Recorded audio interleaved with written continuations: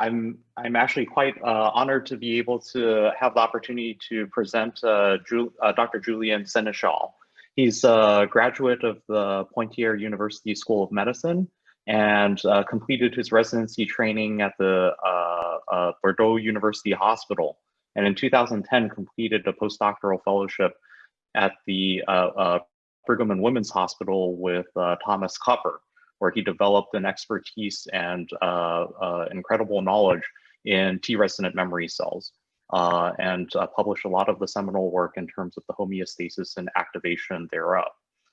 In 2015, he rose to the rank of professor at the University of Bordeaux Hospital, where he runs the immunodermatology unit.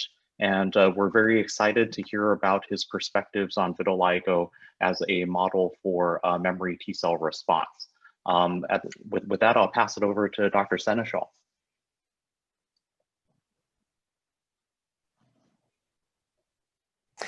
Thank you, Victor, for this very kind introduction.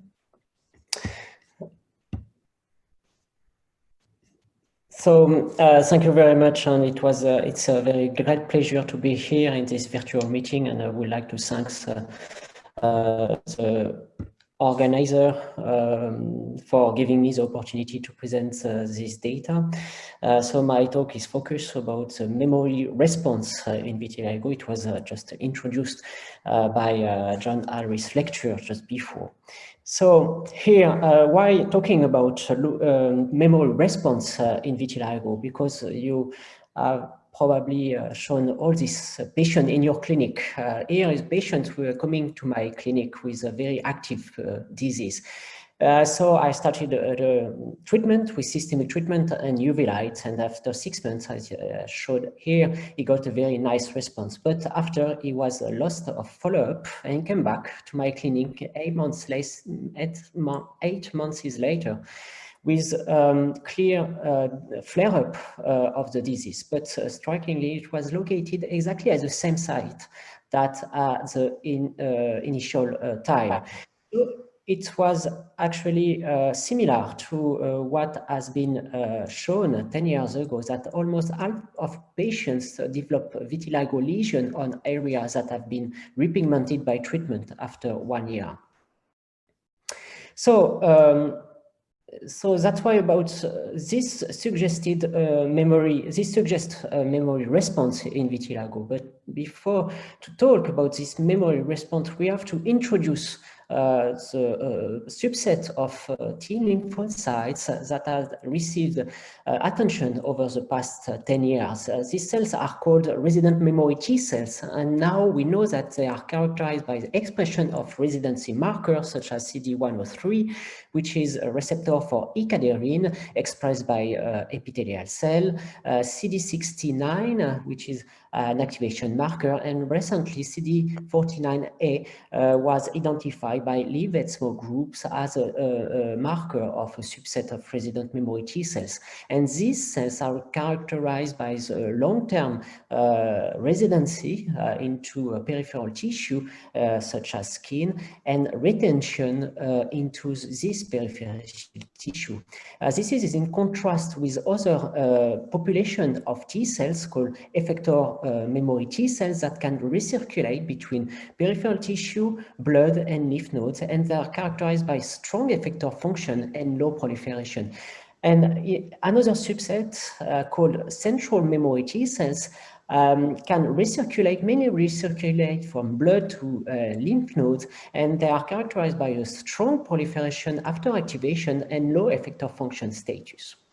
But focusing on resident memory T cells, we know that these resident memory T cells are coming from precursor expressing some receptors such as the CXCR3. They can migrate to the skin in response to chemokine ligands such as CXL9 and 10, and expressed and produced by epidermal cells in response to any kind of antigens. And then this precursor of resident memory T cells will migrate to the upper dermis and the epidermis to become resident memory T cells. And we know that there is now some factors identified important for the differentiations, maintenance, and survival of effector resonant memory T cells, such as member of the IL-2 cytokines family, IL-7 and IL-15, and recently also TGF-beta.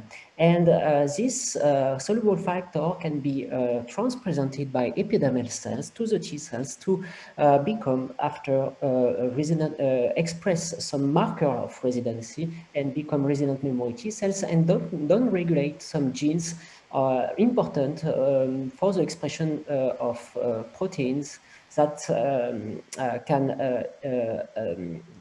inhibit their migration out of the skin. And recently, it has been shown that by Thomas Cooper's group that there is a specific metabolic pathway in resident memory T cells associated with increased uptake of free fatty acid and increased expression of binding protein. And there is an increased fatty acid mitochondrial beta oxidations for important for production of ATP. And this pathway is really important for the survival of resident memory T cells and can be blocked by some small molecules. And finally, about following new exposure of antigens, actually the resident memory T cells will act as a first line of defense by producing pro-inflammatory cytokines and epidermal and at the same time epidermal cells in response to this new exposure of antigens will release many danger signals important for activation of innate and adaptive immune systems and release and that we induce the release of chemokine ligands important for recruitment of new population of effector memory T cells. And after clearance of this attack, population of resident memory T cells, these cells will expand and accumulate into the skin at the site of exposure of this antigen. So here is a brief introduction about the concept of resident memory T cells.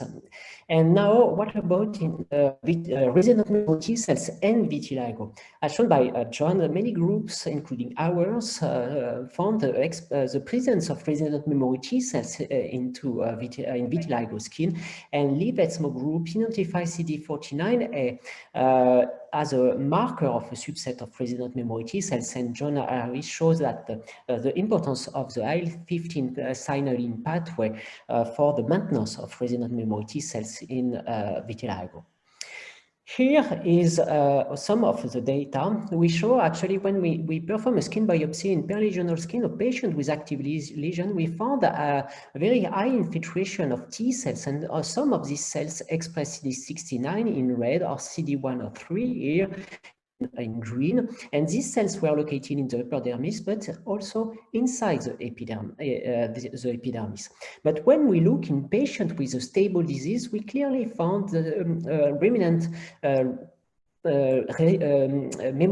resident memory T cells located in the epidermis and inside the epidermis. But of course, there is a lower number of cells compared to active patients. But when we look at the proportion of these cells, there is clearly comparable proportion of resident memory T cells between active patient and stable patient, suggesting that the presence of resident memory T cells in patients with stable disease could act, could be important for the flare recurrence of the diseases. Here is exactly the similar data by using flow cytometry on isolated T cells out of the skin, and we found a similar proportion of T cells expressing CD69 and CD103 between active patient and stable disease. Next, we found that actually most of the resident memory T cells express a receptor called the CXR3, and these cells were located in the epidermis, but we can observe many cells located also in the epidermis, close to remaining lymphocytes, melanocytes. And when we look, we again found a highly proportion of CD8 positive T cells in active and stable disease expressing CXCR3, and these cells express a marker of residency. And when we look actually on melanocyte-specific CD8-positive T cells, we found that these melanocyte-specific T cells express mainly CXCR3, both in active and also in stable disease. What about the functional activity of these cells? Actually, we found that these cells were able to highly produce interferon gamma, or both interferon gamma and TNF-alpha in both active, mainly in active disease. And clearly, when we compare to T cells isolated to psoriasis disease, the CD8 positive T cells were mostly IL-17 producing cells, but not in patients with a stable or active vitiligo disease. Next, we check for the expression of a marker of cytotoxicity, such as granzyme B. And strikingly, we found that T cells isolated from vitiligo skin, here is active patients, shown moderate expression of cytotoxic markers. It was comparable to what we found in T cells isolated from ILSI control, but lower in T cell isolated from cutaneous lupus disease, which we know that it's a much more inflammatory disease. And then we look for expression of CLIF-Cas3, which is a marker of apoptotic cells, and we found a very low number of cells expressing this marker of apoptotic cells. Mainly, we found some melanocytes once they were detached out of, from the basal layer of the epidermis, compared to what we can see in patients with cutaneous lupus disease. Next, we found that another marker called NKG2T clearly can define a subset of highly functional T cells into vitiligo skin, and these cells express express also the CXCR3. And when we check for the expression for the function of these cells were able to produce high level of interferon gamma and TNF-alpha. So what could be one of the role of this pro-inflammatory cytokines for the loss of melanocytes? We found actually that the combined activity of interferon gamma and TNF-alpha induced the detachment of melanocytes from the basal layer of the epidermis. Here is in vitro, in a reconstructed human epidermis with melanocyte, and it was similar to the observation made in patients, both in stable and active vitiligo disease, where we can observe clearly some detached melanocytes. And it was it was due to the disruption of ecadherin, which is a major protein important for the attachment of melanocyte to the basal layer of the epidermis, in part due to the expression of matrix metalloproteinase 9 expressed by keratinocyte under the influence of interferon gamma and TNF-alpha. So how to target now the resonant memory T cells?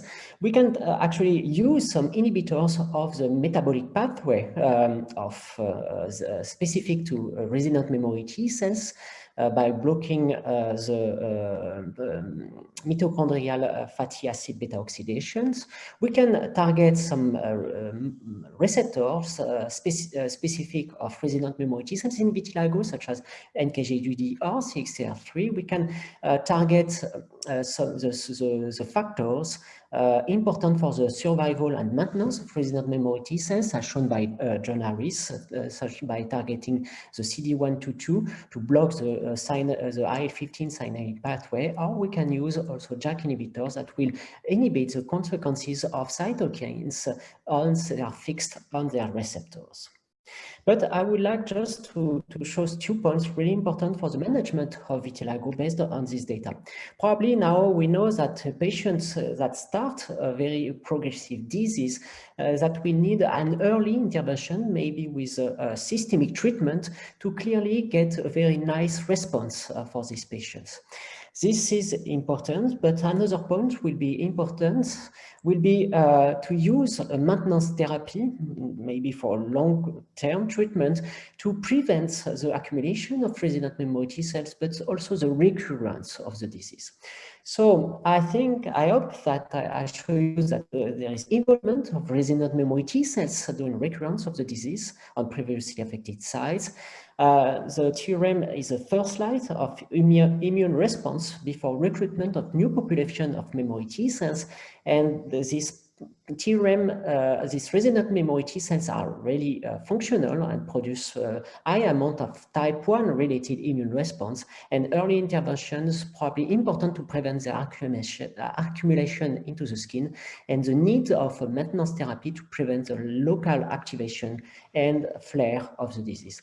I would like to thank the member of my team and Katia Boniface, who is a co-leader of my team and made important work shown in these lectures, and member of my clinical team, seeing our patient. I would like to thank also Professor Alain Tayeb, my mentor. Thank you very much for this, for your attention.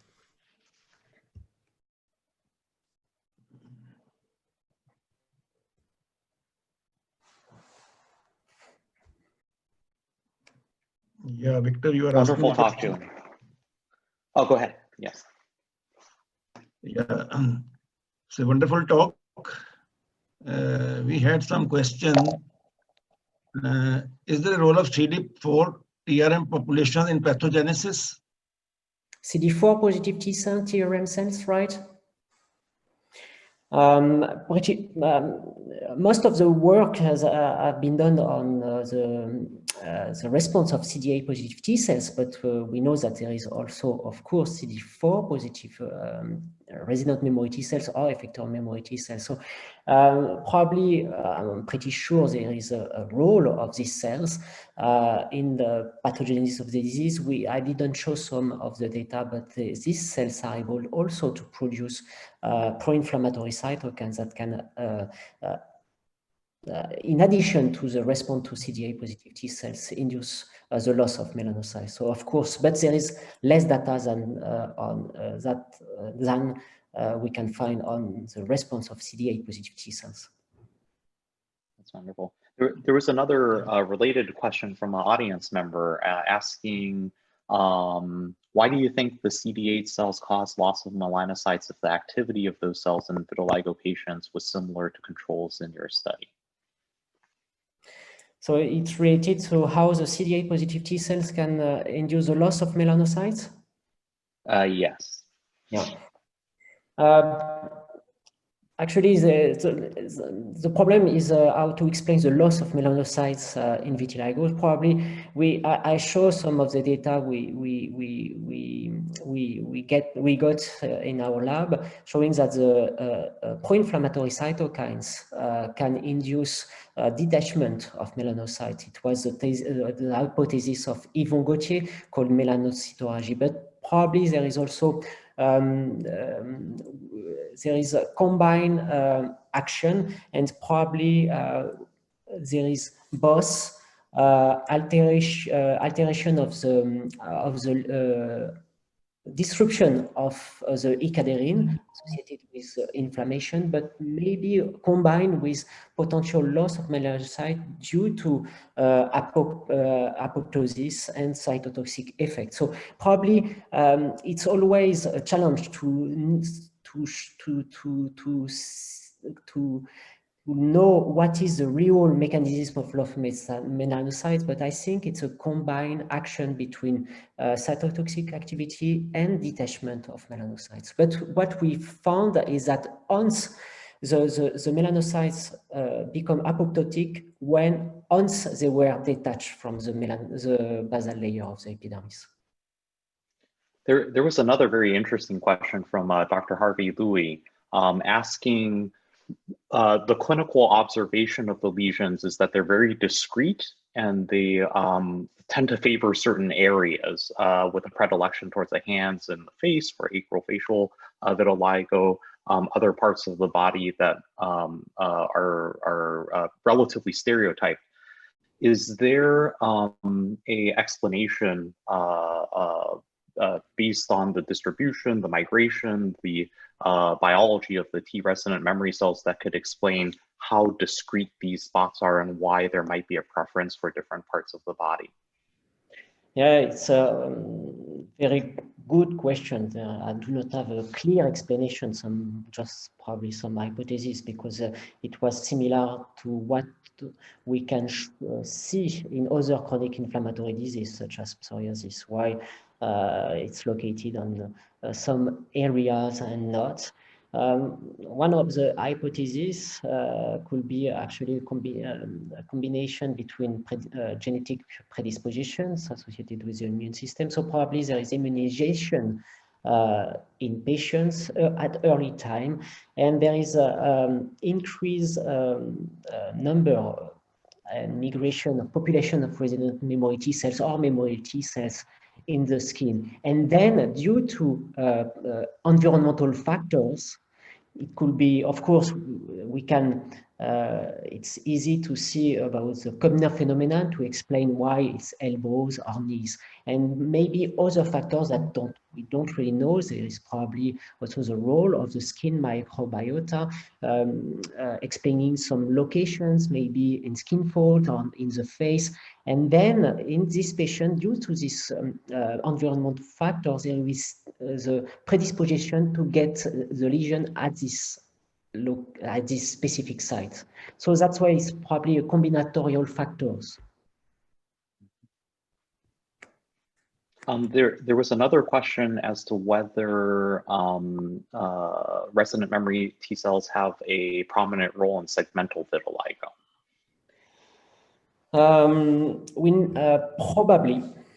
Probably because the pathogenesis of segmental vitiligo is probably a little bit more complex.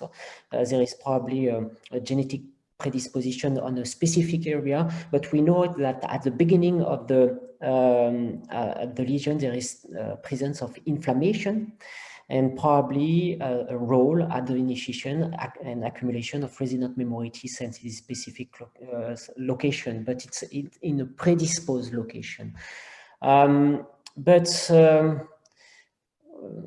One important question is why we get early involvement of hair follicle in segmental vitiligo due to the response of the immune system. So we don't really know at this time, but there is clearly at the beginning of the initiation of the segmental vitiligo inflammation and involvement of resonant memory T cells. Wayne Russell asks, and this is seems particularly relevant now that we're just on the cusp of starting the immune tolerance trial targeting IL-15, whether there are safety risks involved with targeting TRM generally, or whether there are strategies for targeting melanocyte-specific TRM more specifically. Actually, I think by targeting, thinking about targeting resident memory T cells